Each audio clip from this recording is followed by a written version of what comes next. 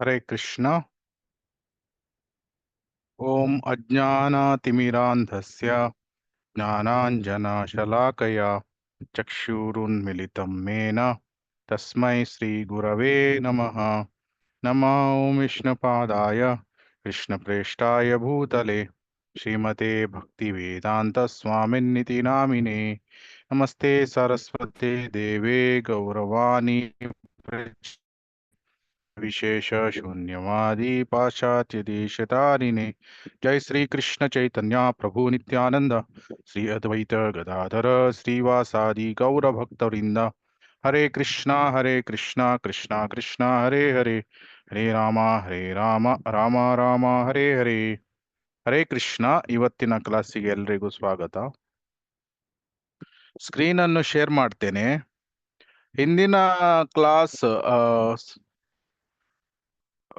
ಅದರಲ್ಲಿ ನಾವು ನೋಡಿದ್ವಿ 10ನೇ ಅಧ್ಯಾಯ, ವರ್ಸ್ 10ನೇ ಶ್ಲೋಕ.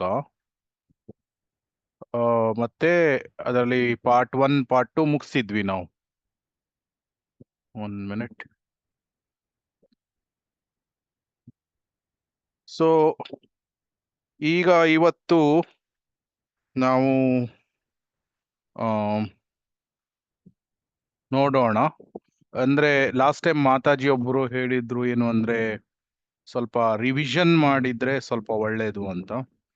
ಹೆಚ್ಚಿನ ಜನರಿಗೆ ಟೈಮಿಂಗ್ ಗೊತ್ತಾಗ್ಲಿಲ್ಲ ಅನಿಸ್ತಾ ಇದೆ, ಅದಕ್ಕೆ ಯಾರು ಜಾಯಿನ್ ಆಗಿಲ್ಲ ಹೆಚ್ಚಿನ ಜನರು.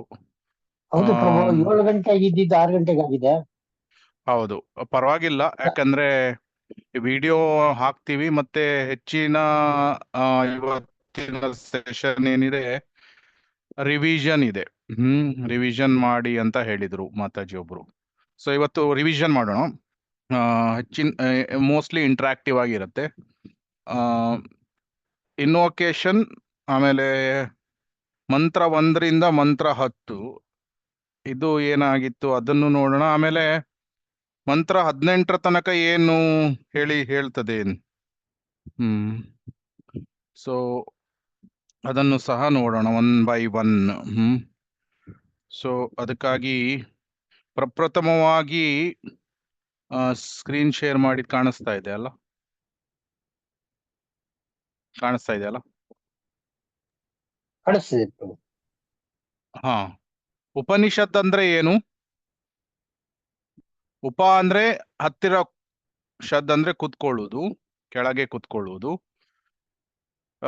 ಒಬ್ಬ ಗುರುವಿನ ಕಾಲಿನ ಕೆಳಗೆ, ಕಾಲಿನ ಹತ್ತಿರ ಕುಳಿದುಕೊಂಡು ಕೇಳುವುದು ಅಥವಾ ಕಲಿಯುವುದು. ಯಾವುದನ್ನು ಕಲಿಯುವುದು? ನಮಗೆ 4 ವೇದಗಳು ಇದೆ. ಆದ್ರೆ ವೇದಗಳ ಸಾರ ಏನು ಅರ್ಥ ಮಾಡ್ಕೊಳ್ಳುವುದು? ಅದು ವೇದಾಂತ ಕೃತ್ ವೇದ ವಿದೇವ ಚಾಹಂ. ಸೊ ಭಗವಂತನ ಕೃಷ್ಣನನ್ನು ಅರ್ಥ ಮಾಡಿಕೊಳ್ಳುವುದು. ಆದ್ರೆ ವೇದಗಳು ಹೆಚ್ಚಾಗಿ ತ್ರೈಗುಣ್ಯ ವಿಷಯ ವೇದ, ನಿಸ್ತ್ರೈಗುಣ್ಯೋ ಭವಾರ್ಜುನ. ಸೊ ಹೆಚ್ಚಾಗಿ 3 ಗುಣಗಳ ಬಗ್ಗೆ ವಿವರಿಸ್ತದೆ. ಆದ್ರೆ ವೇದಗಳ ಸಾರ ಅದು ಭಗವಂತನನ್ನು ಅರ್ಥ ಮಾಡಿಕೊಳ್ಳುವುದು. ಬದ್ಧ ಜೀವಾತ್ಮ ಇದು 4 ಕಂಡೀಷನ್, ನ್ಯೂನತೆಗಳನ್ನು ಹೊಂದಿದೆ. ಯಾವ್ದ್ಯಾವುದು? ಅದು ಮೋಹ ಹೊಂದುತ್ತದೆ, ಕಮಿಟ್ ಮಿಸ್ಟೇಕ್, ತಪ್ಪು ಮಾಡ್ತದೆ. ಆಮೇಲೆ ಚೀಟಿಂಗ್ ಪ್ರೊಪೆನ್ಸಿಟಿ, ಬೇರೆಯವರಿಗೆ ಮೋಸ ಮಾಡ್ತದೆ. ಆಮೇಲೆ ಇಂದ್ರಿಯಗಳು ಇಂಪರ್ಫೆಕ್ಟ್, ಅದು ಅಷ್ಟೊಂದು ಪರಿಪೂರ್ಣತೆಯನ್ನು ಹೊಂದಿಲ್ಲ. ಸೊ ಇದನ್ನು ನಾವು ನೋಡಿದ್ವಿ ಯಾವ್ದು ಪ್ರೀಫೇಸ್ ಅಲ್ಲಿ. ಆಮೇಲೆ ಆಕ್ಚುಲಿ ಈಶಾ ಅಂದ್ರೆ ಏನು? ಈಶಾ ಈಶ್ವರ. ತಮ್ಮೀಶ್ವರಾಣಾಂ ಪರಮಂ ಮಹೇಶ್ವರಂ, ತಂ ದೇವತಾನಾಂ ಪರಮಂ ಚ ದೈವತಂ, ಪತಿಂ ಪತೀನಾಂ ಪರಮಂ ಪರಸ್ತಾತ್, ಈರಾಮ ತೇವಂ ಭುವನೇಶ್ವತೀದ್ಯಂ. ಸೊ ಇದು ಈಶ್ವರ. ಈಶಾವಾಸ್ಯಂ ಇದಂ ಸರ್ವಂ, ಅಲ್ಲಿಂದ ಸ್ಟಾರ್ಟ್ ಆಗ್ತದೆ. ಸೊ ಅದಕ್ಕಾಗಿ ಈ ಭೌತಿಕ ಲೋಕ ಏನಿದೆ ಇದು ಏನೋ ಒಂಥರ ಈ ಕ್ಯಾಂಪ್ ಇತ್ತು ಯಾವ್ದದು, ಬೇರೆಯವರಿಗೆ ತೊಂದರೆ ಕೊಡುವಂತ ಕ್ಯಾಂಪ್ ಅಂತ ಅಲ್ಲ, ಇದೇನೊಂದು ಹಾಸ್ಪಿಟಲ್ ಇದ್ದ ಹಾಗೆ. ಆಮೇಲೆ ಇಂಟ್ರಡಕ್ಷನ್ ಅಲ್ಲಿ ನಾವು ನೋಡಿದ್ವಿ ಏನು, ನಾವು ವೈದಿಕ ಜ್ಞಾನವನ್ನು ಅವರೋಹ ಪಂಥ ಅಂದ್ರೆ ಗುರು ಪರಂಪರೆಯಿಂದ ಬಂದಂತಹ ಜ್ಞಾನವನ್ನು ನಾವು ಕೇಳ್ತೇವೆ. ಯಾಕಂದ್ರೆ ನಮ್ಮ ಇಂದ್ರಿಯಗಳನ್ನು ನಾವು ನಂಬಲಿಕ್ಕೆ ಆಗಲ್ಲ. ಕಣ್ಣುಗಳಿಂದ ಏನನ್ನೋ ನೋಡ್ತೇವೆ, ದೂರದ ಸೂರ್ಯ ನೋಡಿದಾಗ ಎಷ್ಟೇ ಸಣ್ಣ ಇದ್ದಾಗೆ ಕಾಣ್ತಾನೆ. ಆದ್ರೆ ಇಂದ್ರಿಯಗಳನ್ನು ನಾವು ನಂಬಲಿಕ್ಕೆ ಆಗುದಿಲ್ಲ. ಪ್ರತ್ಯಕ್ಷ ಪ್ರಮಾಣ ಇದೆ, ಅನುಮಾನ ಪ್ರಮಾಣ ಇದೆ, ಶಬ್ದ ಪ್ರಮಾಣ ಇದೆ. ಆದ್ರೆ ನಾವು ಶಬ್ದ ಪ್ರಮಾಣವನ್ನು ಅವಲಂಬಿಸಿರ್ತೇವೆ. ವೇದಗಳು ಏನು ಹೇಳ್ತದೆ, ವೇದಿಕ ಜ್ಞಾನ ಇದು ಇದನ್ನು ಶ್ರುತಿ ಅಂತ ಹೇಳ್ತಾರೆ, ಶಬ್ದ ಪ್ರಮಾಣ. ಸೊ ಒಬ್ನು ಹೇಳ್ಬಹುದು ನನ್ನ ಅಭಿಪ್ರಾಯ, ಅದು ನಿನ್ನ ಅಭಿಪ್ರಾಯ. ನನ್ನ ಅಭಿಪ್ರಾಯದ ಪ್ರಕಾರ ಗಣೇಶನೇ ಸುಪ್ರೀಂ ಅಂತ. ನನ್ನ ಅಭಿಪ್ರಾಯ ನಿನ್ನ ಅಭಿಪ್ರಾಯ ಮುಖ್ಯ ಅಲ್ಲ. ವೇದಗಳು ಏನು ಹೇಳ್ತದೆ, ಈಶ್ವರ ಪರಮ ಕೃಷ್ಣ ಸಚ್ಚಿದಾನಂದ ವಿಗ್ರಹ ಆದಿರ್ ಗೋವಿಂದ ಸರ್ವ ಕಾರಣಂ. ಅದಕ್ಕಾಗಿ ಅಥಾರಿಟೀಸ್, ಪ್ರಾಮಾಣಿಕ ಗುರುಗಳು ಅಥವಾ ಆಚಾರ್ಯರು ಏನು ಹೇಳ್ತಾರೆ ಅದರ ಪ್ರಕಾರ ಕೇಳಬೇಕು. ಸೊ ಮಧ್ವಾಚಾರ್ಯರು, ರಾಮಾನುಜಾಚಾರ್ಯರು, ಈವನ್ ಶಂಕರಾಚಾರ್ಯರು ಏನು ಹೇಳಿದ್ದಾರೆ, ಕೃಷ್ಣ ದೇವೋತ್ತಮ ಪರಮ ಪುರುಷ, ಏಕೋ ಶಾಸ್ತ್ರಂ ದೇವಕಿ ಪುತ್ರ ಏವಂ, ಏಕೋ ದೇವಕಿ ಪುತ್ರ ಏವ. ಏಕೋ ಶಾಸ್ತ್ರಂ ದೇವಕಿ ಪುತ್ರ ಶಾಸ್ತ್ರಂ, ಏಕೋ ದೇವಕಿ ಪುತ್ರ ಏವ. ಸೊ ಆಚಾರ್ಯರು ಏನು ಹೇಳಿದ್ದಾರೆ ಅದರ ಪ್ರಕಾರ ನಾವು ನಡ್ಕೊಂಡು ಹೋಗ್ಬೇಕು. ಸೊ ಮಹಾಜನೋ ಏನ ಗತಾಸಪಂತ. ಸೊ ಅದರಿಂದ ಕೆಲವರಿಗೆ ಇದು ಅರ್ಥ ಆಗುವುದಿಲ್ಲ. ಆದ್ರೆ ಭಗವಂತ ಎಲ್ಲೆಲ್ಲೂ ಇದ್ದಾನೆ. ಗೋಲೋಕ ನಿವಸತಿ ಅಖಿಲಾತ್ಮ ಭೂತಃ, ಅದ್ವೈತ ಮಚ್ಯುತಂ ಅನಂತ ಮನಾದಿ ರೂಪಂ ಅಂತ ಹೇಳಿದ್ದಾರೆ ಶಾಸ್ತ್ರಗಳಲ್ಲಿ. ಸೊ ಅದರಿಂದ ಉಪಾಸನಾ ಕಾಂಡ, ಜ್ಞಾನಕಾಂಡ, ಕರ್ಮಕಾಂಡ ಎಲ್ಲ ಇದೆ. ಆದ್ರೆ ಉಪಾಸನಾ ಕಾಂಡದಲ್ಲಿ ಭಗವಂತನನ್ನು ಹೇಗೆ ಆರಾಧಿಸಬೇಕು ಇದರ ಬಗ್ಗೆ ನಮಗೆ ಹೇಳಿದ್ದಾರೆ. ಅದನ್ನು ನಾವು ನೋಡಿದ್ವಿ. ಇದನ್ನು ನೋಡಿ, ಪ್ರಸ್ಥಾನತ್ರಯದಲ್ಲಿ ಶ್ರುತಿ ಪ್ರಸ್ಥಾನ, ಸ್ಮೃತಿ ಮತ್ತೆ ನ್ಯಾಯ ಇದೆ. ಬಟ್ ಎಲ್ಲ ವೇದಾಂತದ ಇದು ಸಾರ ಏನು, ಕೃಷ್ಣ ದೇವೋತ್ತಮ ಪರಮ ಪುರುಷ. ಸೊ ಪ್ರಪ್ರಥಮವಾಗಿ ನಮ್ಮದೇ ಇಂದ್ರಿಯಗಳಿಂದ ನೋಡ್ಲಿಕ್ಕೆ ಹೋದ್ರೆ ನಾವು ಇಂಪರ್ಫೆಕ್ಟ್. ಆದ್ರೆ ವೇದಗಳ ಪ್ರಕಾರ, ಶ್ರುತಿ ಅದರ ಪ್ರಕಾರ ನಾವು ಕೇಳಬೇಕು. ಇದಕ್ಕೆ ಉದಾಹರಣೆ ಏನು ಅಂದ್ರೆ, ನಮ್ಮ ತಂದೆ ಯಾರು ಅಂತ ಹೇಳಲಿಕ್ಕೆ ಬೆಸ್ಟ್ ತಾಯಿ ಹತ್ರ ಹೋಗಿ ಕೇಳಿದ್ರೆ ಸಾಕಾಗ್ತದೆ. ಆವಾಗ ತಾಯಿ ಏನು ಹೇಳ್ತಾಳೆ, ಇವನು ನಿನ್ನ ತಂದೆ ಅಂತ ಹೇಳಿದ್ರೆ ಅದನ್ನು ನಾವು ಒಪ್ಕೊಳ್ತೇವೆ. ಸೊ ಇಂಟ್ರೊಡಕ್ಷನ್ ಅಲ್ಲಿ ಅದನ್ನು ನೋಡಿದ್ವಿ. ಆಮೇಲೆ ಇನ್ವೊಕೇಶನ್ ಮಂತ್ರದಲ್ಲಿ ಏನ್ ನೋಡಿದ್ವಿ, ಪೂರ್ಣಮದಂ ಪೂರ್ಣಮಿದ ಪೂರ್ಣಾತ್ ಪೂರ್ಣ ವಿಶಿಷ್ಯತೆ ಮುದಚ್ಯತೆ ಪೂರ್ಣಸ್ಯ ಪೂರ್ಣಮಾದಾಯ ಪೂರ್ಣಮೇವಾಂ ವಶಿಷ್ಯತೆ. ಸೊ ಈ ಭೌತಿಕ ಲೋಕ ಪರಿಪೂರ್ಣವಾಗಿದೆ, ಮತ್ತೆ ಆಧ್ಯಾತ್ಮಿಕ ಲೋಕ ಕೂಡ ಪರಿಪೂರ್ಣ, ಭೌತಿಕ ಲೋಕ ಕೂಡ ಪರಿಪೂರ್ಣ, ಮತ್ತೆ ಅಬ್ಸಲ್ಯೂಟ್ ಟ್ರುತ್ ಪರಮ ಸತ್ಯ ಕೂಡ ಪರಿಪೂರ್ಣ. ಇದನ್ನು ನಾವು ನೋಡಿದ್ವಿ. ಅದಕ್ಕೆ 3 ರಿಯಲೈಸೇಷನ್ಸ್ ಗಳು ಯಾವ್ದ್ಯಾವ್ದು, ಬ್ರಹ್ಮನ್, ಪರಮಾತ್ಮ, ಭಗವಾನ್. ವದಂತಿ ತತ್ ತತ್ವವಿದಸ್ತತ್ವಂ ಯಜ್ಞಾನಂ ಅದ್ವಯಂ ಬ್ರಹ್ಮೇತಿ ಪರಮಾತ್ಮೇತಿ ಭಗವಾನಿತಿ ಸಬ್ದ್ಯತೆ. ಸೊ ಭೌತಿಕ ಲೋಕ ಇಲ್ಯೂಸರಿ ಆಗಿದ್ರು ಸಹ ಅದು ರಿಯಲ್ ಆಗಿದೆ, ನಿಜವಾಗಿ ಇದೆ. ಮತ್ತೆ ಭಗವಂತನ ಅಚಿಂತ್ಯ ಶಕ್ತಿಗಳು ಇದೆ. ಆ ಅಚಿಂತ್ಯ ಶಕ್ತಿಗಳು ಈ ಲೋಕವನ್ನು ಅದು ಸರಿಯಾಗಿ ನಡೆಯುವಂತೆ ನೋಡ್ತದೆ. ಬಹಿರಂಗ ಶಕ್ತಿ, ಅಂತರಂಗ ಶಕ್ತಿ, ತಟಸ್ಥ ಶಕ್ತಿ. ಸೊ ಆದ್ರಿಂದ ಪೂರ್ಣನ ಬಗ್ಗೆ ಕೆಲವೊಮ್ಮೆ ಅಪರಿಪೂರ್ಣ ಜ್ಞಾನ ಇರಬಹುದು, ಆದರೆ ಮನುಷ್ಯ ಜನ್ಮದಲ್ಲಿ ನಾವು ಆ ಪರಿಪೂರ್ಣ ಜ್ಞಾನವನ್ನು ಪಡಿಲಿಕ್ಕೆ ಸಾಧ್ಯ ಆಗ್ತದೆ. ಮಾನವ ಜೀವನದ ಪರಿಪೂರ್ಣತೆಯನ್ನು ಒಬ್ಬನು ಅರಿಯಬೇಕಾದರೆ ಅವನು ಪೂರ್ಣನ ಸೇವೆಯಲ್ಲಿ ತೊಡಗಿದಾಗ ಮಾತ್ರ ಸಾಧ್ಯ. ಸೊ ಆದ್ರಿಂದ ಜೀವಾತ್ಮ ಏನಿದಾನೆ ಅವನು ಪರಮಾತ್ಮ ಭಗವಂತನ ಸೇವೆಯಲ್ಲಿ ತೊಡಗಬೇಕು. ಆವಾಗ ಪರಿಪೂರ್ಣತೆಯನ್ನು ಹೊಂದಲಿಕ್ಕೆ ಸಾಧ್ಯ ಇದೆ. ಸೊ ಇದನ್ನು ನಾವು ಇನ್ವೊಕೇಶನ್ ಮಂತ್ರ, ಪೂರ್ಣಮದಂ ಪೂರ್ಣಮಿದಂ, ಆ ಇನ್ವೊಕೇಶನ್ ಮಂತ್ರದಲ್ಲಿ ನೋಡಿದ್ವಿ. ಮಂತ್ರ 1 ಏನನ್ನು ವಿವರಿಸ್ತು?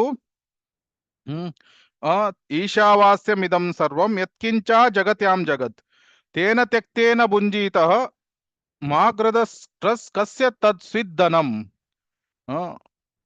ಅಂದ್ರೆ 2 ವಿಷಯಗಳನ್ನು ನಾವು ನೋಡಿದ್ವಿ ಈ ಮಂತ್ರ 1ರಲ್ಲಿ. ಯಾವ್ದ್ಯಾವುದು? 1ನೇದಂದ್ರೆ ಎಲ್ಲವೂ ಭಗವಂತನಿಗೆ ಸೇರಿದ್ದು. ಏನು ಈ ಆಧ್ಯಾತ್ಮಿಕ ಜಗತ್ತಿರ್ಲಿ, ಭೌತಿಕ ಜಗತ್ತಿರ್ಲಿ, ಎಲ್ಲವೂ ಸಹ ಭಗವಂತನಿಗೆ ಸೇರಿದ್ದು. ಈಸ್ಯಾವಾಸ್ಯಂ ಇದಂ ಸರ್ವಂ. ಸೊ ಏನಾದ್ರೂ ಹೋಮ ಮಾಡ್ಬೇಕಾದ್ರೆ ಏನ್ ಹೇಳ್ತೇವೆ? ಇದಂ ನಮಮ, ಇದಂ ನಮಮ, ಇದು ನನ್ನದಲ್ಲ, ಇದು ನನ್ನದಲ್ಲ, ಇದು ಭಗವಂತನಿಗೆ ಸೇರಿದ್ದು ಅಂತ ಹೇಳ್ತೇವೆ. ಸೊ ವಿಷ್ಣು ಯಜ್ಞೇಶ್ವರ. ಸೊ ಅದಕ್ಕಾಗಿ ನಮ್ಗೆ ಏನು ಗೊತ್ತಾಯ್ತು? ಭೋಕ್ತಾರಂ ಯಜ್ಞ ತಪಸಾಂ ಸರ್ವಲೋಕ ಮಹೇಶ್ವರಂ ಸುಹೃದಂ ಸರ್ವಭೂತಾನಾಂ ಜ್ಞಾತ್ವಂ ಶಾಂತಿ ಮೃಚ್ಯತಿ. ಸೊ ಇದು ಸಂಪೂರ್ಣ ಜಗತ್ತು ಏನಿದೆ, ಭೋಕ್ತಾರಂ ಯಜ್ಞ ತಪಸಾಂ ಸರ್ವಲೋಕ ಮಹೇಶಂ, ಕೃಷ್ಣ ಅವನು ಸರ್ವಲೋಕ ಮಹೇಶ್ವರ. ಅದನ್ನು ನಾವು ನೋಡಿದ್ವಿ. ಆಮೇಲೆ ಈಶಾವಾಸ್ಯಂ ಇದಂ ಸರ್ವಂ ಯತ್ಕಿಂಚ ಜಗತಾಂ ಜಗತ್, ಅದೊಂದು ಪಾರ್ಟ್. ಆಮೇಲೆ 2ನೇ ಪಾರ್ಟ್ ಏನು? ನಮ್ಮ ಕೋಟ ಎಲ್ಲವೂ ಭಗವಂತನಿಗೆ ಸೇರಿದ್ದು, ಆದ್ರೆ ಭಗವಂತ ನಮಗೆ ಅಂತ ಒಂದು ಕೋಟವನ್ನು ಕೊಟ್ಟಿದ್ದಾನೆ. ಅದನ್ನು ತೇನ ತ್ಯಕ್ತೇನ ಭುಂಜೀತ, ನಮ್ಮದೇ ಕೋಟವನ್ನು ಕೊಟ್ಟಿದ್ದಾನೆ. ಆ ಕೋಟವನ್ನು ನಾವು ಸ್ವೀಕಾರ ಮಾಡಿ ಅದರ ಪ್ರಕಾರ ನಾವು ನಡಿಬೇಕು. ಸೊ ಕೋಟ ಯಾವ್ದ್ಯಾವ್ದು? ಆಹಾರದಲ್ಲಿ ಕೋಟ ಏನು? 1ನೇದಾಗಿ ಸ್ಯಾಂಕ್ಷನ್ಡ್, ನಮಗೆ ಭಗವಂತ ಏನನ್ನು ಸ್ಯಾಂಕ್ಷನ್ ಮಾಡಿದಾನೆ ಅದನ್ನು ಸ್ವೀಕಾರ ಮಾಡಬೇಕು. 2ನೇದು ಸ್ಯಾಂಕ್ಟಿಫೈಡ್, ಅದನ್ನು ಪವಿತ್ರ ಮಾಡಬೇಕು. ಹೇಗೆ? ಭಗವಂತನಿಗೆ ಅರ್ಪಣೆ ಮಾಡಿ. ಅದೇ ರೀತಿ ಆಹಾರದಲ್ಲಿ ಸ್ಯಾಂಕ್ಷನ್ಡ್ ಫುಡ್ ಅಂದ್ರೆ ನಮ್ಗೆ ದವಸ ಧಾನ್ಯ, ಗ್ರೇನ್ಸ್ ಅದು ಕೊಟ್ಟಿರುವಂತದ್ದು, ನಾನ್ ವೆಜ್ ತಿನ್ಬಾರ್ದು, ಆ ರೀತಿ. ಸೊ ಇದನ್ನು ಸ್ಯಾಂಕ್ಷನ್ ಅಂತ ಹೇಳ್ತಾರೆ. ಆದ್ರೆ ಬರೇ ಸ್ಯಾಂಕ್ಷನ್ ಆದ್ರೆ ಸಾಕಾಗುದಿಲ್ಲ, ಯಾಕಂದ್ರೆ ಹಿಟ್ಲರ್ ಸಹ ಅವನು ವೆಜಿಟೇರಿಯನ್ ಆಗಿದ್ದ. ಸೊ ಆದ್ರಿಂದ ಅದನ್ನು ಸ್ಯಾಂಕ್ಟಿಫೈ ಮಾಡಬೇಕು, ಪವಿತ್ರ ಮಾಡಬೇಕು. ಹೇಗೆ? ಭಗವಂತನಿಗೆ ಅರ್ಪಣೆ ಮಾಡಿ.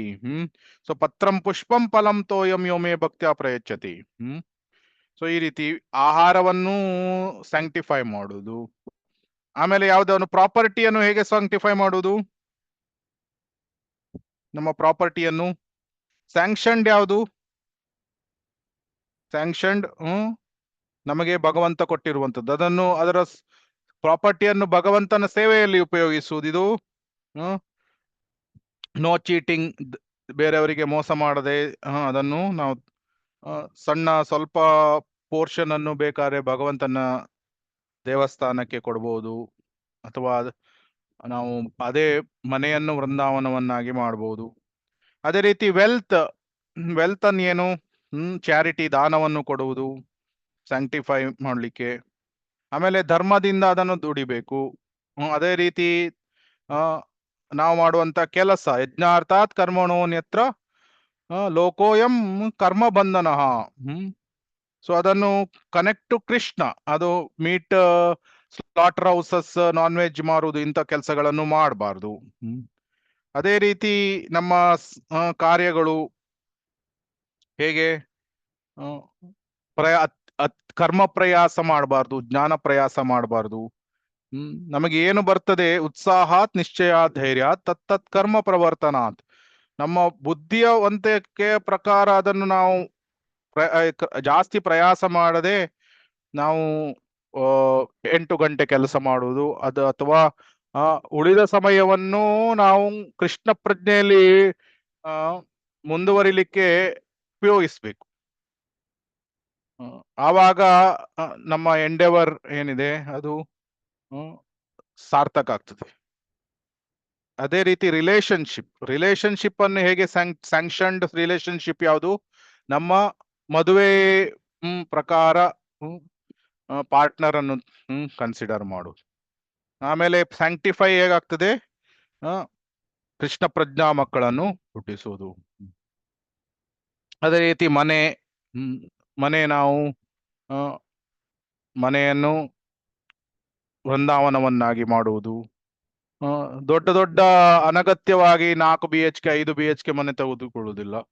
ಸಣ್ಣದಾಗಿ ನಮ್ಗೆ ಎಷ್ಟು ಬೇಕೋ ಅಷ್ಟನ್ನು ತೆಗೆದುಕೊಂಡು ಲೋನ್ ಎಲ್ಲ ತೆಗೆದುಕೊಳ್ಳದೆ small residence, simple living, high thinking, ಆ ರೀತಿ.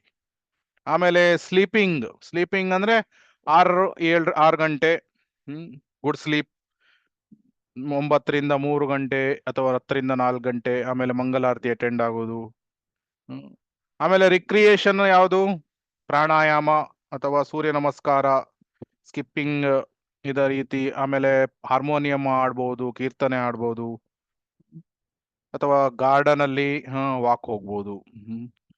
ಸಿನಿಮಾ ಅಂತ ಹಾರರ್ ಮೂವೀಸ್ ಇಂಥದನ್ನೆಲ್ಲ ಅವಾಯ್ಡ್ ಮಾಡಬೇಕು. ಸ್ಪೋರ್ಟ್ಸ್ ಅಷ್ಟೇ, ಯೋಗಾಸನ ಅಥವಾ ಸ್ವಿಮ್ಮಿಂಗ್, ಕಬಡ್ಡಿ ಈ ರೀತಿ ಆಡ್ಬೋದು, ಅಥವಾ ಕುಸ್ತಿ.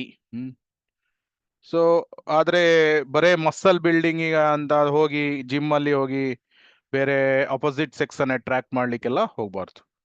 ಸೊ ಈ ರೀತಿ ನಾವು ನೋಡಿದ್ವಿ ಸ್ಯಾಂಕ್ಷನ್ಡ್ ಕೋಟಾ ಮತ್ತೆ ಸ್ಯಾಂಕ್ಟಿಫೈಡ್. ಎರಡನೆಯ ಮಂತ್ರದಲ್ಲಿ ಏನ್ ನೋಡಿದ್ವಿ? ಎರಡನೆಯ ಮಂತ್ರ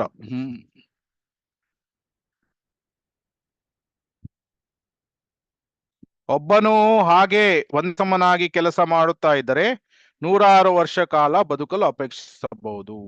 ಈ ರೀತಿ ಸ್ಯಾಂಕ್ಷನ್ಡ್ ಮತ್ತೆ ಸ್ಯಾಂಕ್ಟಿಫೈಡ್ ಕೋಟಾವನ್ನು ತೆಗೆದುಕೊಂಡು ಭಗವಂತನ ಸೇವೆಯಲ್ಲಿ ಉಪಯೋಗಿಸಿದರೆ ಎಂತ ವ್ಯಕ್ತಿ 100 ವರ್ಷಗಳ ಕಾಲ ಬದುಕಬಹುದು.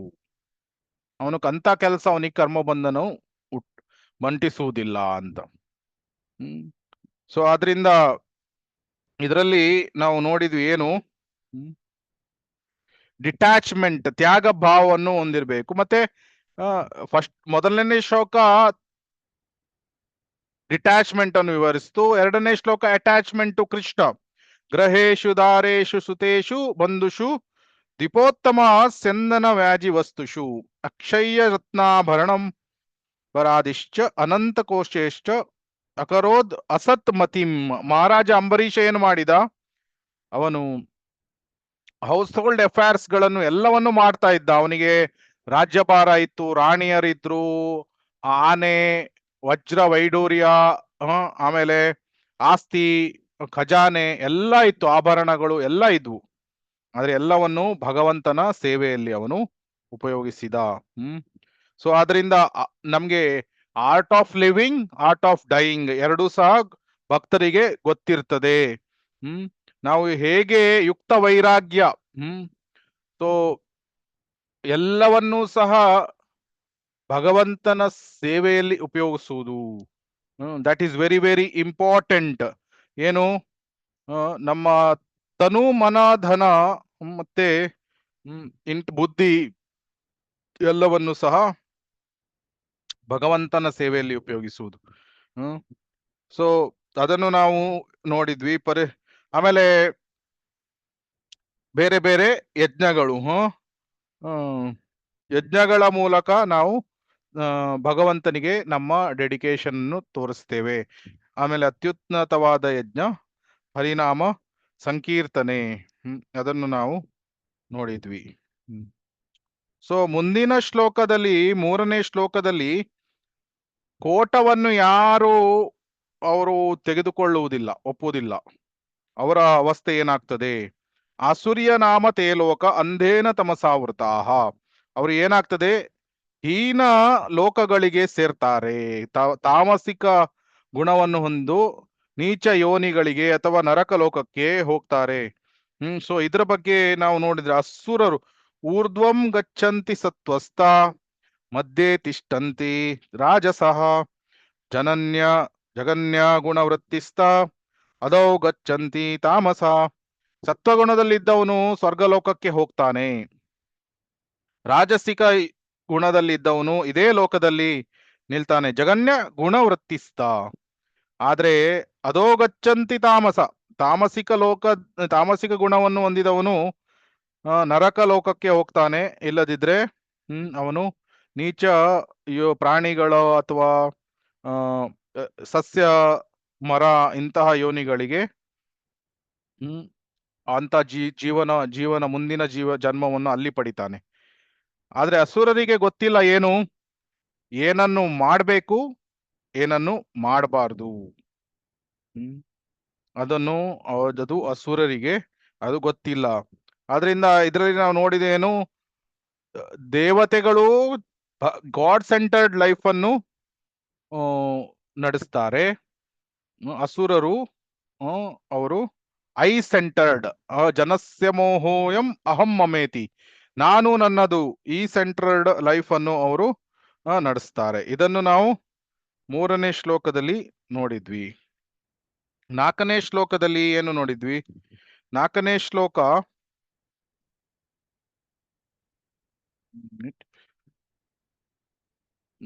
ಭಗವಂತನ ಬಗ್ಗೆ, ಅವನ ಅಚಿಂತ್ಯ ಗುಣಗಳ ಬಗ್ಗೆ ಹೇಳಿ. ಏನು? ಅನೇಜದೇಕಂ ಮನಸೋ ಜವೀಯೋ ನೈನದ್ದೇವಾಪ್ನುವಂತ್ ಪೂರ್ವಂ ಆಶತ್. ಏನು? ಧಾವತಃ, ಏನು ಸ್ವಿಫ್ಟರ್ ದ್ಯಾನ್ ದ ಮೈಂಡ್, ಮನಸ್ಸಿಗಿಂತ ಫಾಸ್ಟ್ ಆಗಿ ಹೋಗ್ತಾನೆ, ಫಾಸ್ಟೆಸ್ಟ್ ರನ್ನರ್. ಅದನ್ನು ನಾವು ನೋಡಿದ್ವಿ. ಏನು?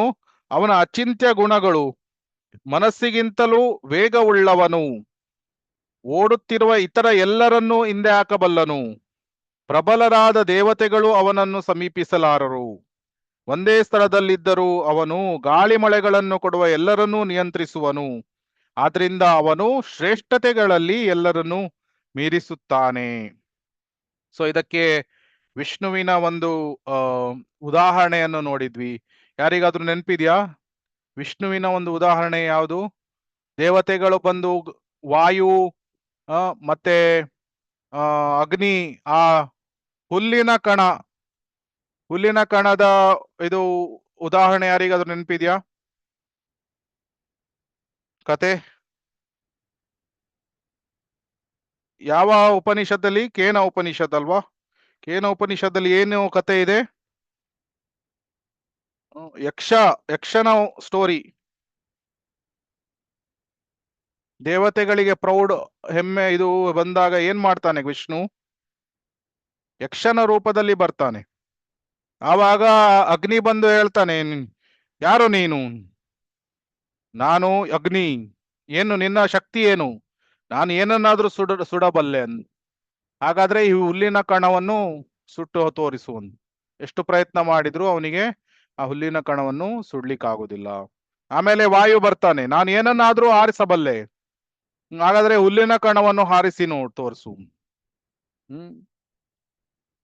ಆವಾಗ ಅವನಿಗೆ ವಾಯುವಿಗೆ ಆ ಹುಲ್ಲಿನ ಕಣವನ್ನು ಹಾರಿಸ್ಲಿಕ್ಕೆ ಆಗುದಿಲ್ಲ. ಆಮೇಲೆ ಕೊನೆಗೆ ಯಾನ್ ಬರ್ತಾನೆ?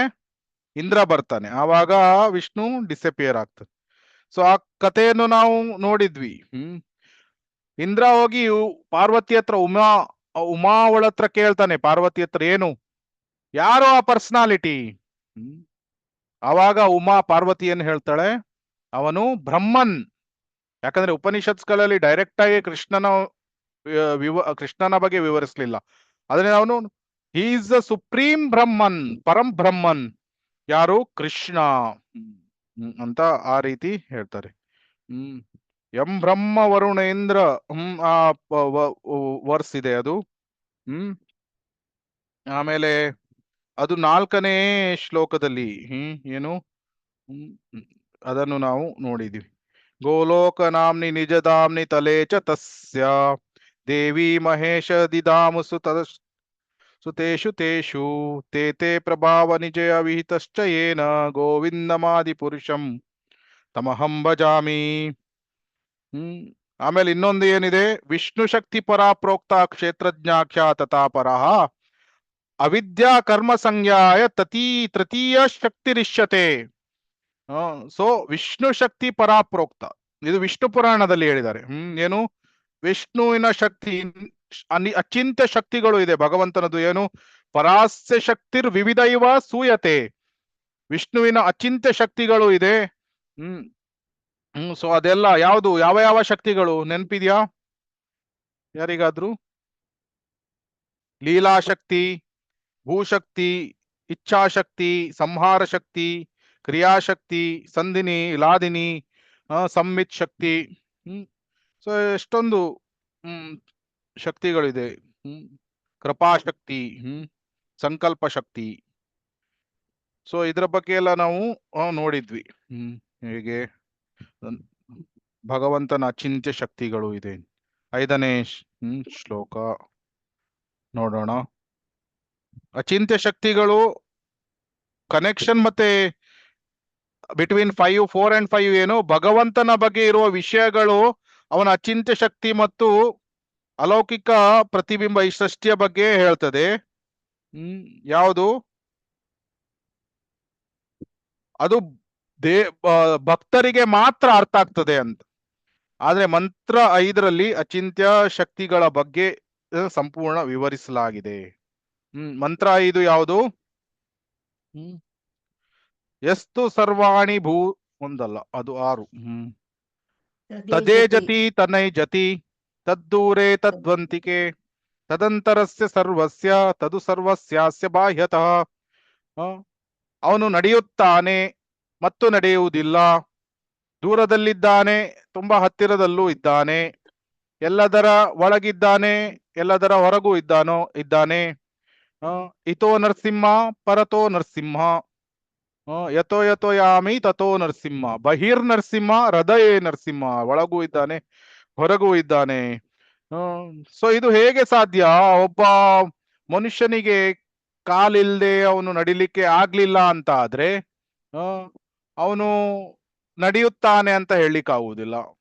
ಅಥವಾ ಒಬ್ಬನು ನಡೀತಾ ಇದ್ರೆ ಅವನು ನಡೆಯುವುದಿಲ್ಲ ಅಂತ ಹೇಳಲಿಕ್ಕೆ ಆಗುದಿಲ್ಲ. ಆದ್ರೆ ಭಗವಂತನಿದು ಅಚಿಂತ್ಯ ಶಕ್ತಿಗಳು ಇದೆ.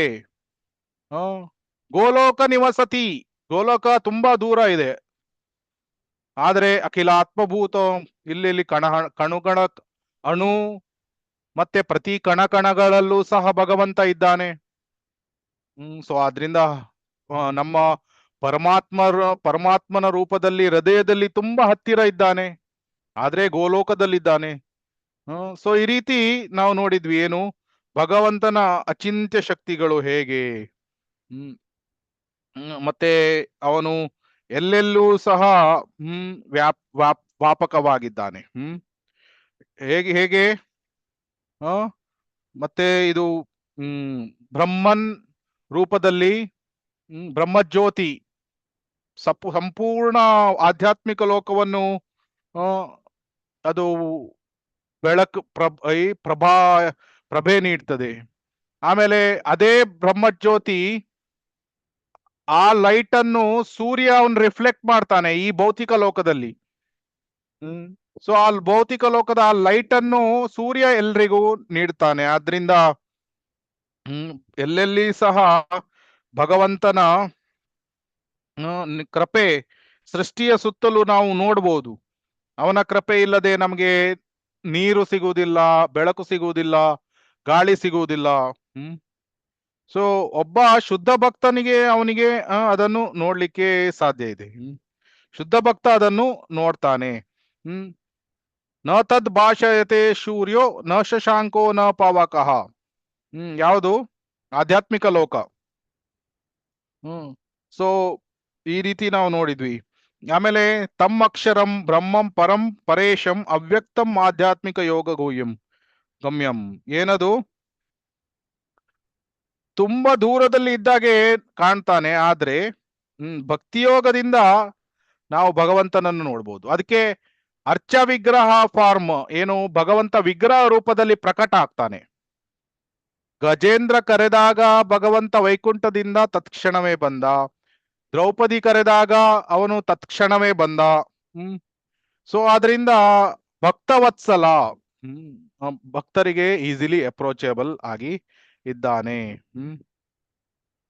ಅವನ ಅಚಿಂತ್ಯ ಶಕ್ತಿಗಳು ಇದೆ. ಇನ್ನೊಂದು ತುಂಬಾ ಸುಂದರವಾದ ಲೀಲೆ ಯಾವುದು? ಸಾಕ್ಷಿ ಗೋಪಾಲ.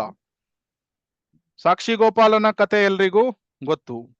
ಸೊ ಹೇಗೆ ಅವನು ತನ್ನ ಭಕ್ತನಿಗೆ ಸಾಕ್ಷಿ ನೀಡ್ಲಿಕ್ಕೆ ಅವನು ಬಂದ. ಸೊ ಆದ್ರಿಂದ ತುಂಬಾ ಸುಂದರವಾದ ಅವನು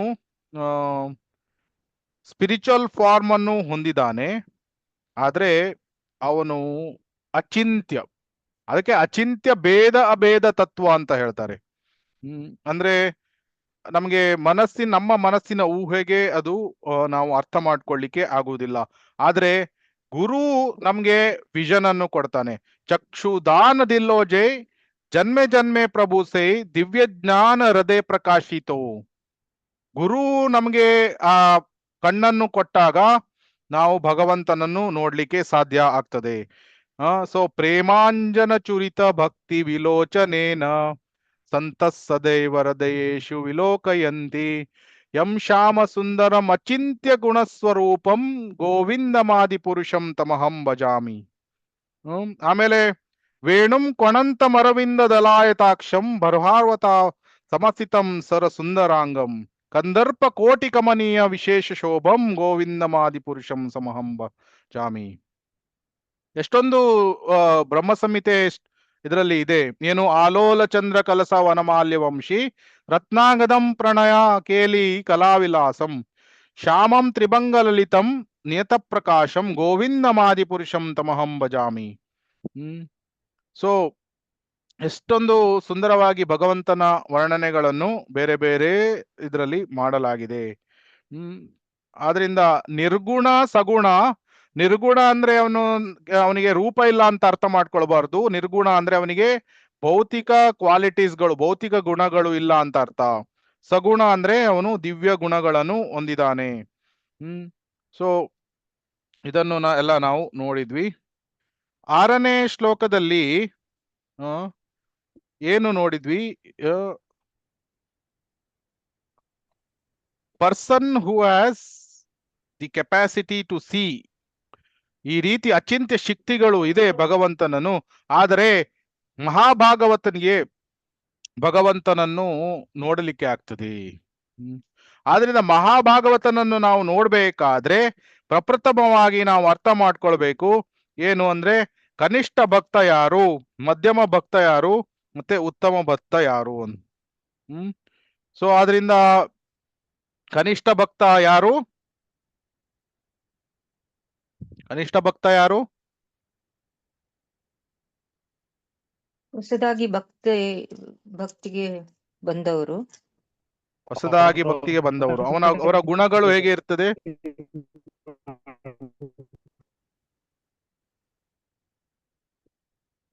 ಏಳನೇ ಶ್ಲೋಕದಲ್ಲಿ ನಾವು ನೋಡಿದ್ವಿ.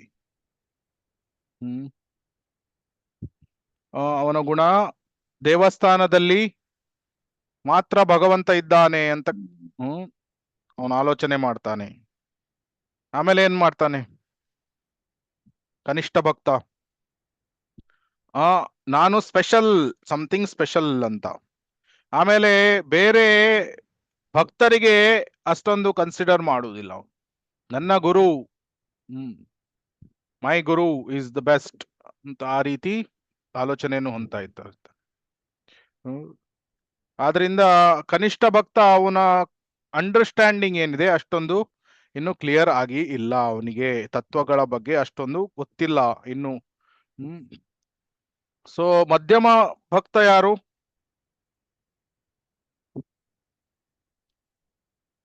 ಪರಮಪ್ರಭುವನ್ನು ನೋಡುತ್ತಾನೆ ಅಂತರ ಅವರು 4 ಗುಣಗಳು. ಭಕ್ತನನ್ನು ನೋಡುತ್ತಾರೆ. ಹೌದು. ಭಗವಂತನ ಜ್ಞಾನವೇ ಇಲ್ಲದ ಅಜ್ಞಾನರನ್ನು ನೋಡುತ್ತಾರೆ.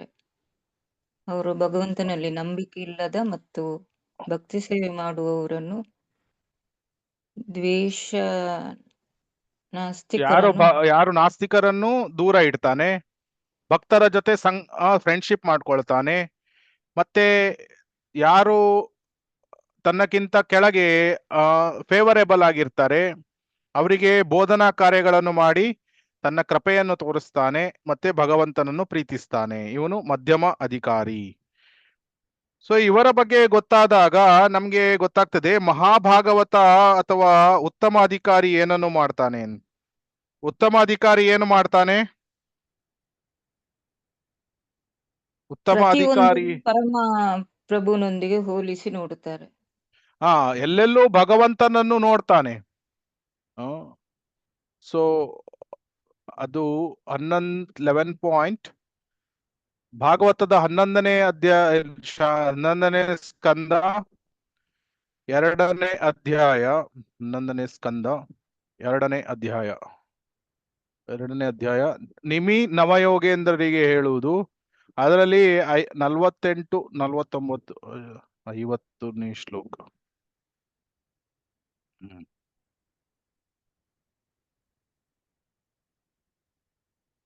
ಸೊ ಇದು ಗೃಹೀತ್ವಾ ಪೀಂದ್ರಿಯೈರ್ ಅರ್ಥಾನ್ ಯೋನ ದ್ವೇಷ್ಟಿ ನ ಋಷ್ಯತಿ ವಿಷ್ಣೋರ್ಮಾಯಾಮಿದಂ ಪಶ್ಯನ್ ಸವೈ ಭಾಗವತೋತ್ತಮ.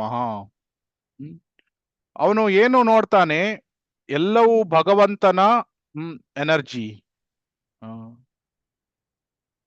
ಸೊ ಅವನು ಮತ್ತೆ ಇನ್ನೊಂದು ಏನು ಅಂದ್ರೆ ಮಾಯೆಗೆ ಯಾವುದಾದ್ರೂ ಮಾಯಾ ಆಬ್ಜೆಕ್ಟ್ ಆಫ್ ಸೆನ್ಸಸ್ ಇಂದ್ರಿಯದ ವಸ್ತುವನ್ನು ನೋಡಿದಾಗ ಅದರ ಕಾಂಟ್ಯಾಕ್ಟಿಗೆ ಬಂದಾಗ ಅವನಿಗೆ ಖುಷಿನೂ ಆಗಲ್ಲ, ಅವನನ್ನು ರಿಪೆಲ್ ಮಾಡುವುದಿಲ್ಲ, ಅದನ್ನು ತ್ಯಾಗ ಮಾಡುವುದಿಲ್ಲ, ಭೋಗ ಮಾಡ್ಲಿಕ್ಕೂ ಹೋಗುವುದಿಲ್ಲ, ತ್ಯಾಗ ಮಾಡ್ಲಿಕ್ಕೆ ಹೋಗುದಿಲ್ಲ. ಅದನ್ನು ಏನ್ ಮಾಡ್ತಾನೆ?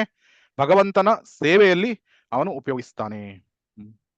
ಸೊ ಉದಾಹರಣೆಗೆ ಶೀಲಾ ಪ್ರಭುಪಾದರು ಅವರಿಗೆ ಯಾರಾದ್ರೂ ದುಡ್ಡನ್ನು ಕೊಟ್ಟಾಗ ಎಷ್ಟೊಂದು ಸಾಧುಗಳು ಅವರು ಅದನ್ನು ಸ್ವೀಕಾರ ಮಾಡ್ತಿರ್ಲಿಲ್ಲ, ಯಾಕಂದ್ರೆ ಅದು ಮಾಯಾ ಅಂತ. ಆದ್ರೆ ಶೀಲಾ ಪ್ರಭುಪಾದರು ಕೊಟ್ಟ ದುಡ್ಡನ್ನು ಸ್ವೀಕಾರ ಮಾಡಿ ಅದನ್ನು ದೇವಸ್ಥಾನಕ್ಕೆ ಅಥವಾ ಭಗವಂತನ ಸೇವೆಯಲ್ಲಿ ಉಪಯೋಗಿಸ್ತಾ ಇದ್ರು. ಸೊ ಇದು ಭಾಗವತ ಉತ್ತಮ ಅವನ ಲಕ್ಷಣ. ಇದು ಯಾವುದು? ಮಾಯೆಗೆ ಒಳಗಾಗುವುದಿಲ್ಲ. ಬ್ರಹ್ಮಭೂತ ಪ್ರಸನ್ನಾತ್ಮ ನ ಶೋಚತಿ ನ ಕಾಂಕ್ಷತಿ ಸಮಸ್ಸರ್ವೇಷು ಭೂತೇಶು ಮದ್ಭಕ್ತಿಂ ಲಭತೆ ಪರಾಂ. ಆಮೇಲೆ ಇನ್ನೊಂದು ಲಕ್ಷಣ ಏನು? ನಾರಾಯಣ ಪರ ಸರ್ವೇ ನ ಕುತಶ್ಚನ ಬಿಭ್ಯತಿ ಸ್ವರ್ಗಾಪವರ್ಗ ನರಕೇಶ್ವ ಅಪಿತುಲ್ಯಾರ್ಥ ದರ್ಶಿನಃ. ಸೊ ಶಿವ ಪಾರ್ವತಿಗೆ ಏನ್ ಹೇಳ್ತಾನೆ? ಅವರು ನರಕದಲ್ಲೂ ಇರ್ಲಿಕ್ಕೆ ತಯಾರಿದ್ದಾರೆ, ಸ್ವರ್ಗದಲ್ಲೂ ಇರ್ಲಿಕ್ಕೂ ತಯಾರಿದ್ದಾರೆ, ಭೂಲೋಕದಲ್ಲಿ ಇರ್ಲಿಕ್ಕೆ ತಯಾರಿದ್ದಾರೆ. ಆಸ್ ಲಾಂಗ್ ಆಸ್ ಭಗವಂತನ ಸೇವೆ ಎಲ್ಲಿದೆಯೋ ಅಲ್ಲಿ ಅವರು ಇರ್ತಾರೆ. ಸೊ ಇದನ್ನು ನಾವು ನೋಡಿದ್ವಿ. ಮುಂದಿನ ಶ್ಲೋಕ ಸಹ ಹೇಳ್ತದೆ ಏನು? ದೇಹೇಂದ್ರಿಯ ಪ್ರಾಣ ಮನೋಧಿಯಾಮ್ಯೋ ಜನ್ಮಾಪ್ಯಯ ಕ್ಷುದ್ ಭಯತರ್ಷ ಕೃಚ್ರೈ ಸಂಸಾರ ಧರ್ಮೈರ್ ಅಭಿಮುಹ್ಯಮಾನಃ ಸ್ಮೃತ್ಯಾ ಹರೇರ್ ಭಾಗವತ ಪ್ರಧಾನಃ. ಏನು? ತುಂಬಾ ಇದು ಆಂಕ್ಷಿಯಸ್ ಆಗಿ ಇಲ್ಲ. ಯಾವುದು? ನಾಟ್ ಬಿವಿಲ್ಡರ್ಡ್ ಬೈ ಮೆಟೀರಿಯಲ್ ಎಕ್ಸಿಸ್ಟೆನ್ಸ್, ಅಂದ್ರೆ ದಿಗ್ಭ್ರಮೆ ಹೊಂದುವುದಿಲ್ಲ. ಯಾಕಂದ್ರೆ ಭಗವಂತನನ್ನು ಯಾವಾಗ್ಲೂ ಸ್ಮರಿಸ್ತಾ ಇರ್ತಾನೆ. ಭೌತಿಕ ದುಃಖಗಳು ಅವನಿಗೆ ಎಫೆಕ್ಟ್ ಆಗುವುದಿಲ್ಲ. ಯಾರಿಗೆ? ಯಾರು ಭಾಗವತ ಪ್ರಧಾನ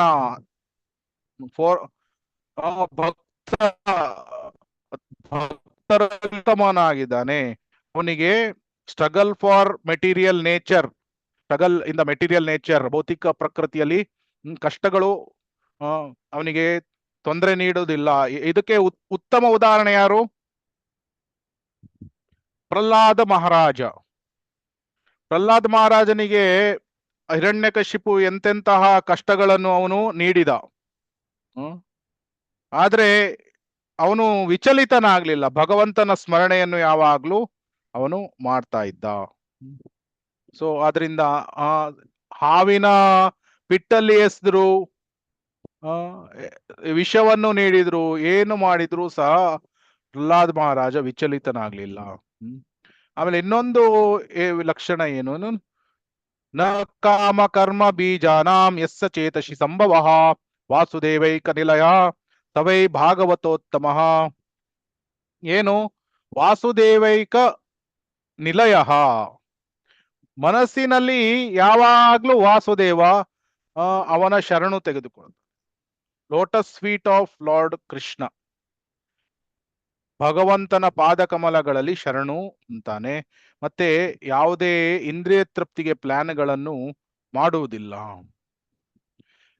ಸೊ ಇದರಲ್ಲಿ ತುಂಬಾ ಏನು ಅಂದ್ರೆ ಎರಡು ಲಕ್ಷಣಗಳು ಇರ್ತದೆ. ಏನು, ಅವನಿಗೆ ಮಾತ್ಸರ್ಯ ಇರುವುದಿಲ್ಲ, ಮತ್ತೆ ಅವನಿಗೆ ಕಾಮ ಇರುವುದಿಲ್ಲ. ಭಾಗವತೋತ್ತಮ ಒಂದು ಮಾತ್ಸರ್ಯ ಇರುವುದಿಲ್ಲ, ಎನ್ವಿ, ಜಲಸ್ ಇದು ಇರುವುದಿಲ್ಲ. ಎರಡನೇದು ಅವನಿಗೆ ಕಾಮ ಇರುವುದಿಲ್ಲ, ಸೆಕ್ಸ್ ಲೈಫ್, ಅವನು ಕಾಮ ಜೀವನಕ್ಕೆ ಅವನು ಅಟ್ರಾಕ್ಟ್ ಆಗುವುದಿಲ್ಲ. ಅವನು ಭಾಗವತೋತ್ತಮ. ಮತ್ತೆ ಯಾವಾಗ್ಲೂ ಭಗವಂತನ ಸ್ಮರಣೆಯನ್ನು ಮಾಡ್ತಾನೆ, ಯಾವಾಗ್ಲೂ ಭಗವಂತನನ್ನು ನೆನ್ಪಿಟ್ಕೊಂಡಿರ್ತಾನೆ. ಯಾವಾಗ್ಲೂ ಕೃಷ್ಣನ ಬಗ್ಗೆ, ಕೃಷ್ಣ ಕತೆ ಮಾತಾಡುವುದು, ಕೃಷ್ಣನ ಬಗ್ಗೆ ಮಾತನಾಡುವುದು, ಕೃಷ್ಣನ ಬಗ್ಗೆ ಬೇರೆಯವರಿಗೆ ಹೇಳುವುದು, ಕೃಷ್ಣನ ಬಗ್ಗೆ ಆಲೋಚನೆ ಮಾಡುವುದು. ಸೊ ಈ ರೀತಿ ಭಾಗವತೋತ್ತಮ ಆ ರೀತಿ ಅವನು ತನ್ನ ಜೀವನವನ್ನು ಮಾಡ್ತಾ ಇರ್ತಾನೆ. ಇದು ಅದರಿಂದ ಒಬ್ಬನನ್ನು ತುಂಬಾ ಸುಲಭವಾಗಿ ಅವನಿಗೆ ಐಡೆಂಟಿಫೈ ಮಾಡ್ಬೋದು. ಯಾಕಂದ್ರೆ 4 ನಿಯಂತ್ರಕ ತತ್ವಗಳನ್ನು ಪಾಲನೆ ಮಾಡ್ತಾ ಇರ್ತಾನೆ. ಯಾವುದೇ ಸೆಲ್ಫಿಶ್ ಡಿಸೈರ್ಸ್ಗಳು ಇರುವುದಿಲ್ಲ. ಸೊ ಇದೆಲ್ಲ ಲಕ್ಷಣಗಳು. ಆಮೇಲೆ ಮಂತ್ರ 8ರಲ್ಲಿ ಏನು ನೋಡಿದ್ವಿ? ಅಂತ ವ್ಯಕ್ತಿಯು ಎಲ್ಲರಿಗಿಂತ ಶ್ರೇಷ್ಠನು, ಸರ್ವಜ್ಞನು, ವ್ರಣವಿಲ್ಲದವನು. ಇದು ಯಾರು? ಭಗವಂತನ ಬಗ್ಗೆ ಭಾಗವತೋತ್ತಮ ಹೇಗೆ ನೋಡ್ತಾನೆ ಅಂತ. ಎಷ್ಟು ಗುಣಗಳು? 10 ಗುಣಗಳು ಅಲ್ವಾ? 10 ಗುಣಗಳು. ಸೊ ಯಾವ ಯಾವ ಗುಣಗಳು? ಶ್ರೇಷ್ಠನು, ನಿರಾಕಾರನು. ನಿರಾಕಾರ ಅಂದ್ರೆ ಅದನ್ನು ವಿವರಿಸಿದ್ದಾರೆ. ಶುಕ್ರಂ, ಅಕಾಯಂ, ಅವ್ರಣಂ, ಅಶ್ನಾವೀರಂ, ಶುದ್ಧಂ, ಅಪಾಪವಿದ್ದಂ, ಕವಿಹಿ, ಮನೀಷಿ, ಪರಿಭೂಹು, ಸ್ವಯಂಭೂಹು, ಯಥಾ ತತ್ಯತಃ, ಅರ್ಥಾನ್ ವ್ಯವಧಾತ್ ಶಾಶ್ವತಿಭ್ಯ ಸಮಾಭ್ಯ. ಸೊ ಈ ರೀತಿ ಬೇರೆ ಬೇರೆ ಇದನ್ನು ನಾವು ನೋಡಿದ್ವಿ. ಏನು ಪರಿಭೂ ಅಂದ್ರೆ ಏನು? ಎಲ್ಲರಿಗಿಂತ ದೊಡ್ಡವನು. ಸೊ ಸ್ವಯಂಭೂ. ಅಪಾಪವಿದ್ದಂ, ಶುದ್ಧಂ ಅಂದ್ರೆ, ಅಪಾಪವಿದ್ದಂ ಅಂದ್ರೆ ಪಾಪ ತಗೊಳ್ಳುವುದಿಲ್ಲ. ಶುದ್ಧಂ ಪರಿಶುದ್ಧ, ಎಲ್ಲರಿಗಿಂತ ಪರಿಶುದ್ಧನಾಗಿದ್ದಾನೆ. ಈ ಎಲ್ಲ ಕ್ವಾಲಿಟೀಸ್ಗಳು, ಈ ಗುಣಗಳನ್ನು, ಭಗವಂತನ ಗುಣಗಳು ಮಹಾಭಾಗವತ ಹೇಗೆ ನೋಡ್ತಾನೆ ಇದರ ಪ್ರಕಾರ 8ನೇ ಶ್ಲೋಕದಲ್ಲಿ ವಿವರಿಸಿದ್ದಾರೆ. ಮತ್ತೆ ಮುಂದಿನ 3 ಶ್ಲೋಕ 9, 10, 11 ಇದು ಅವಿದ್ಯೆ ಮತ್ತು ವಿದ್ಯೆ ಇದರ ಬಗ್ಗೆ ವಿವರಿಸ್ತದೆ. ಅವಿದ್ಯೆ 9ನೇ ಶ್ಲೋಕದಲ್ಲಿ ಅವಿದ್ಯೆಯನ್ನು ಯಾವುದನ್ನು ಹೇಳಿದ್ದಾರೆ ಅಂದ್ರೆ ಇದು ಜಡವಸ್ತು ಮತ್ತೆ ಸ್ಪಿರಿಟ್ ಅಂದ್ರೆ ಆಧ್ಯಾತ್ಮಿಕ, ಇದನ್ನು ಅವನಿಗೆ ಸರಿಯಾಗಿ ಇದರ ವ್ಯತ್ಯಾಸ ತಿಳಿಯದೇ ಇದ್ರೆ ಅದನ್ನು ಅವಿದ್ಯೆ ಅಂತ ಹೇಳಿದ್ದಾರೆ. ಒಂದು ರೀತಿಯಲ್ಲಿ ಅವನಿಗೆ ಯಾವುದರ ಬಗ್ಗೆ ಜ್ಞಾನ ಇರುವುದಿಲ್ಲ, ಅವನಿಗೆ ಓದ್ಲಿಕ್ಕೆ ಬರುವುದಿಲ್ಲ, ಅದು ಯಾವುದು. ಸೊ ಸ್ವಲ್ಪ ಇಗ್ನೋರೆನ್ಸ್, ಸ್ವಲ್ಪ ಡಾರ್ಕ್ನೆಸ್ ಅಲ್ಲಿ ಇದ್ದಾನೆ, ಅವನನ್ನು ಅವಿದ್ಯೆ ಅಂತ ಹೇಳ್ತಾರೆ. ಆಮೇಲೆ ವಿದ್ಯೆಯನ್ನು, ಭೌತಿಕ ಜ್ಞಾನವನ್ನು ವಿದ್ಯೆ ಅಂತ, ಸೋ ಕಾಲ್ಡ್ ವಿದ್ಯೆ ಅಂತ ಹೇಳ್ತಾರೆ. ಏನು? ಈ ನೂತನ ಎಲ್ಲ ಆಧುನಿಕ ಜ್ಞಾನ, ಮಾಡರ್ನ್ ಸೈನ್ಸ್ ಅಂತ ಹೇಳ್ತಾರೆ. ಏನು? ರಾಕೆಟ್ ಸೈನ್ಸ್ ಅಲ್ಲಿ, aeronautics, medical science, so mechanical, ಎಷ್ಟೊಂದು ಇದಿದೆ. ಏನು? ನೂತನ ಜ್ಞಾನ. ಇದನ್ನು ಏನು ಹೇಳ್ತಾರೆ? ಮಾಯಾಯ ಅಪಹರತ ಜ್ಞಾನ. ಅವ್ರು ಏನು ಭಾವಿಸ್ತಾರೆ? ತಾವೇ ದೇವರು. ಕೆಲವರು ಆ ರೀತಿ ಆಲೋಚನೆ ಮಾಡ್ತಾರೆ. ಸೊ ಅದಕ್ಕಾಗಿ ಇದರ ಪರಿಹಾರ ಏನು ಹೇಳಿದ್ದಾರೆ? ನಿಜವಾದ ಜ್ಞಾನವನ್ನು ನಾವು ಗುರುಗಳ ಮೂಲಕ ಪಡೆಯಬೇಕು. ದಿವ್ಯ ಸಂದೇಶವನ್ನು ಅರ್ಥ ಮಾಡಿಕೊಳ್ಳಬೇಕಾದರೆ ಪ್ರಾಮಾಣಿಕ ಗುರುವಿನ ಹತ್ತಿರ ನಾವು ಹೋಗಬೇಕು. ಅಂತ ಹೇಳಿದ್ದಾರೆ. ಅದೇ ಮಂತ್ರ ಹತ್ರಲ್ಲೂ ಸಹ ಅವಿದ್ಯೆ ಮತ್ತು ವಿದ್ಯೆಯ ಬಗ್ಗೆ ಹೇಳಿದ್ದಾರೆ. ಆದ್ರೆ ಸೋ ಕಾಲ್ಡ್ ಮಾಡರ್ನ್ ಸೈನ್ಸ್, ಈ ಭೌತಿಕ ಜ್ಞಾನ ಏನಿದೆ ಅದನ್ನು ಅವಿದ್ಯೆ ಅಂತ ಹೇಳಿದ್ದಾರೆ. ಆಮೇಲೆ ವಿದ್ಯೆಯ ಸಂಸ್ಕೃತಿ ಏನಿದೆ ಅದನ್ನು ಜ್ಞಾನದ ಸಂಸ್ಕೃತಿ, ಅದನ್ನು ವಿದ್ಯೆ ಅಂತ ವಿದ್ಯಾ ಅಂತ ಹೇಳಿದ್ದಾರೆ. ಜ್ಞಾನದ ಸಂಸ್ಕೃತಿ ಯಾವ್ದ್ಯಾವ್ದು ನಾವು ನೋಡಿದ್ವಿ ಭಗವದ್ಗೀತೆ 13.8 12ನೇ ತನಕ. ಯಾವುದು? ಅದಂಬಿತ್ವಂ ಅಮಾನಿತ್ವಂ ಅದಂಬತ್ವಂ, ಆ ರೀತಿ ಆ ಶ್ಲೋಕ ಇದೆ ಅಲ್ಲ, ಅದ್ರ ಪ್ರಕಾರ 1 ಮಿನಿಟ್ ಓಪನ್ ಮಾಡ್ತೇನೆ.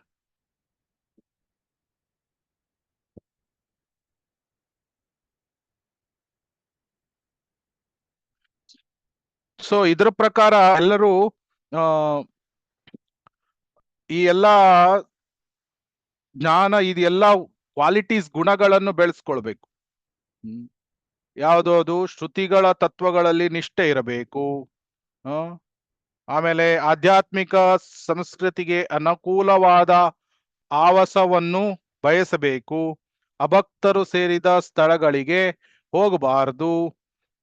ಆಧ್ಯಾತ್ಮಿಕ ಪ್ರಗತಿಗೆ ಅವಶ್ಯಕವಾದುದಕ್ಕಿಂತ ಜಾಸ್ತಿ ವಿಷಯವನ್ನು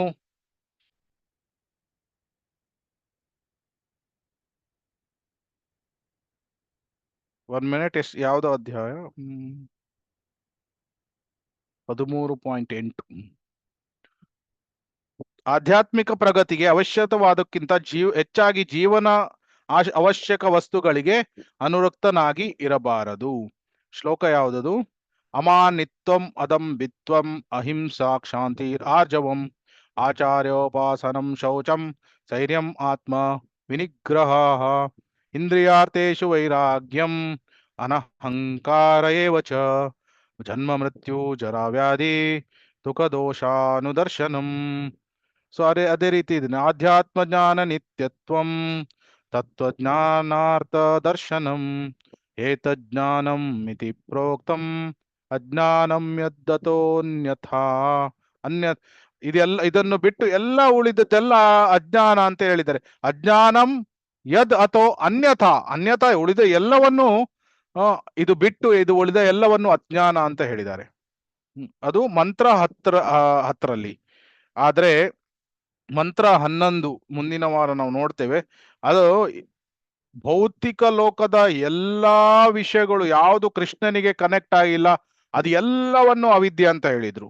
ಆಮೇಲೆ ಕೃಷ್ಣ ದೇವೋತ್ತಮ ಪರಮ ಪುರುಷನ ಬಗ್ಗೆ ಇರುವ ಜ್ಞಾನ ಮಾತ್ರ ವಿದ್ಯೆ ಅಂತ 11ನೇ ಶ್ಲೋಕದಲ್ಲಿ ಹೇಳ್ತಾರೆ. ಅದನ್ನು ಮುಂದಿನ ಕ್ಲಾಸ್ ಅಲ್ಲಿ ನೋಡೋಣ. ಸೊ 11ನೇ ಶ್ಲೋಕದಲ್ಲಿ ಏನು? ಅವಿದ್ಯೆ ಅಂದ್ರೆ ಕೃಷ್ಣನ ಬಗ್ಗೆ ವಿವರಿಸದೇ ಇರುವಂತಹ ಭೌತಿಕ ಲೋಕದ ಎಲ್ಲ ಜ್ಞಾನ ಅಂದ್ರೆ ಆ ಲೆಕ್ಕದಲ್ಲಿ ನಮ್ದು ಇಂಜಿನಿಯರಿಂಗ್, ಮೆಡಿಕಲ್ ಎಲ್ಲ ಭಗವಂತನ ಸೇವೆಯಲ್ಲಿ ಉಪಯೋಗಿಸದಿದ್ರೆ ಅದೆಲ್ಲ ಅವಿದ್ಯೆ ಆಗ್ತದೆ. ಆಮೇಲೆ ಭಗವಂತನ ಬಗ್ಗೆ ಇರುವಂತಹ supreme personality of god Krishna, ಇವನ ಬಗ್ಗೆ ವಿವರಿಸುವಂತಹ ಜ್ಞಾನ ಮಾತ್ರ ವಿದ್ಯೆ ಅಂತ ಹೇಳಿದ್ದಾರೆ. ಅದನ್ನು ಮುಂದಿನ ಕ್ಲಾಸಿಂದ ನೋಡೋಣ. ಸೊ ಈ ಕ್ಲಾಸಿನ ತನಕ ನಾವು ಈಗ ರಿವಿಷನ್ ನಾವೇನು ಮಾಡಿದ್ವಿ. 9, 10, 11 ಶ್ಲೋಕ ಇದು ಪ್ರಮುಖವಾಗಿ ಅವಿದ್ಯೆ ಮತ್ತು ವಿದ್ಯೆಯ ಬಗ್ಗೆ ವಿವರಿಸ್ತದೆ. ಸೊ ಹಿಂದಿನ ಕ್ಲಾಸಲ್ಲಿ ನಾವು ಜ್ಞಾನದ ಸಂಸ್ಕೃತಿ ಅಥವಾ ವಿದ್ಯೆಯ ಸಂಸ್ಕೃತಿಯನ್ನು ನೋಡಿದ್ವಿ. ನೀವು ದಯವಿಟ್ಟು 13.8 ರಿಂದ 12 ಈ ಶ್ಲೋಕಗಳನ್ನು ಸಹ ದಯವಿಟ್ಟು ಓದಿ. It's very important. ಆಮೇಲೆ ಮುಂದಿನ ಕ್ಲಾಸಿಂದ ಮಂತ್ರ 11 ಇದರಿಂದ ಸ್ಟಾರ್ಟ್ ಮಾಡೋಣ. ಸೊ ಇಲ್ಲಿಗೆ ರಿವಿಷನ್ ಆಲ್ಮೋಸ್ಟ್ ಆಯ್ತು. ಸೊ ಈಗ ನಿಮ್ಗೆ ಹೆಚ್ಚು ಕಡಿಮೆ ಗೊತ್ತಾಯ್ತು ಅಂತ ಭಾವಿಸ್ತೇನೆ. ಏನು ಅಂದ್ರೆ ಏನ್ ನೋಡಿದ್ವಿ? ಮಂತ್ರ 1 ರಿಂದ 3 ಏನು ಹೇಳ್ತದೆ? ಈಶಾವಾಸ್ಯ ಪ್ರಿನ್ಸಿಪಲ್, ನಮ್ಮ ಕೋಟ. 2ನೇ ಶ್ಲೋಕ ಹಾರ್ಮನಿ, ಭಗವಂತನ ಬಗ್ಗೆ ಯಾರು ಅವನು ಈ ಈಶಾವಾಸ್ಯ ಪ್ರಿನ್ಸಿಪಲ್ ಅನ್ನು ಫಾಲೋ ಮಾಡ್ತಾನೆ ಅವನು 106 ವರ್ಷ ಬದುಕಬಹುದು. ಆದ್ರೆ ಯಾರು ಪಾಲನೆ ಮಾಡುವುದಿಲ್ಲ ಅಂತ 3ನೇ ಶ್ಲೋಕದಲ್ಲಿ ಯಾರು ಪಾಲನೆ ಮಾಡುವುದಿಲ್ಲ ಈಶಾವಾಸ್ಯ ಪ್ರಿನ್ಸಿಪಲ್ ಕೋಟಾವನ್ನು ಅವನು ಬ್ರೇಕ್ ಮಾಡ್ತಾನೆ, ಅವನು ನರಕ ಲೋಕಕ್ಕೆ ಅಥವಾ ಪ್ರಾಣಿಗಳ ಜೀವಕ್ಕೆ ಹೋಗ್ತಾನೆ ಅಂತ ಹೇಳಿದ್ರು. ಆಮೇಲೆ 4ರಿಂದ 8 ಶ್ಲೋಕ ಈಶ್ವರ ಅಂದ್ರೆ ಯಾರು ಇದರ ಬಗ್ಗೆ ವಿವರಿಸಲಾಯಿತು. 4ನೇ ಶ್ಲೋಕದಲ್ಲಿ ಅಚಿಂತ್ಯ ಇನ್ಕನ್ಸಿವೇಬಲ್ ಈಶ್ವರ ಅವನು ಇನ್ಕನ್ಸಿವೇಬಲ್ ಅಂತ ಹೇಳಿದ್ರು. ಆಮೇಲೆ 5ನೇ ಶ್ಲೋಕದಲ್ಲಿ ಅಚಿಂತ್ಯ ಶಕ್ತಿಗಳು. ಆಮೇಲೆ 6, 7 ಅದನ್ನು ನೋಡಿದೇನು ಮಹಾಭಾಗವತ ಹೇಗೆ ನೋಡ್ತಾನೆ ಈಶ್ವರನ್. ಸೊ 8ನೇ ಶ್ಲೋಕದಲ್ಲಿ